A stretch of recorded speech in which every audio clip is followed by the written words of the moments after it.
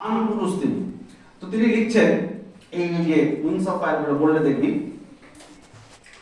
বলছেন যখন প্রথম এসএলভি মিশন তৈরি এসএলভি 3 এটা একটা ওই তো মিশন ছিল।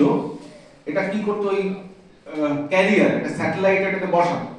প্রথম এসএলভি 1979 একদম অনেক ওরা মানে একবারে করে প্রথম এসএলভি মিশন। এসএলভি কিন্তু কয়েক মিনিট ওড়ার পরে ফেল করে। এই এসএলভি যখন প্রথমবার ক্র্যাশ হয়ে যায় তার ইনচার্জ ছিলেন প্রফেসর সতীশ ধাওয়ান। তো সতীশ ধাওয়ান কি করলেন, তো প্রফেসর কালাম ছিলেন ওই টিমে। তো সতীশ ধাওয়ান বেরিয়ে এলেন, বেরিয়ে এসে সবাই একবারে মানে অত টাকা পয়সা খরচা করে এসএলভি 3 উৎক্ষেপণ হচ্ছে সেটা ফেল করেছে।